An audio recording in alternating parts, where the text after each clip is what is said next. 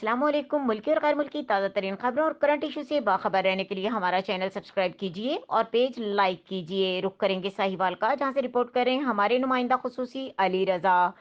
Sahiwal press club registered Sahiwal 87 allied group की अहम बैठक। तमाम नए सहाफ़ियों को साथ मिलाए बगैर प्रेस क्लब नहीं खोला जाएगा।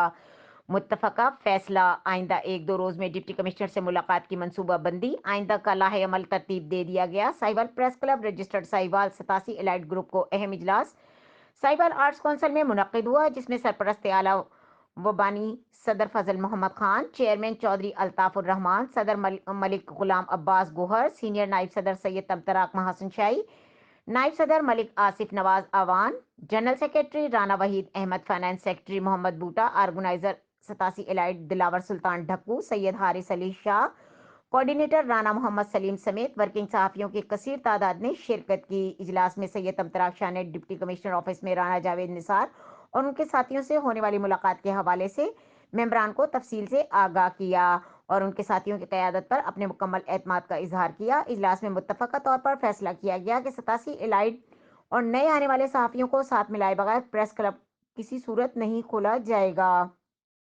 इजलास में ऑर्गेनाइजर मलिक दिलावर सुल्तान ढक्कू और कोऑर्डिनेटर राना मोहम्मद सलीम ने कहा कि हम एक दो रोज में डिप्टी कमिश्नर से मुलाकात करेंगे। इस मौके पर तमाम शुरा की मुशावरत से आइंदा का लाहे अमल भी तरतीब दिया जाएगा।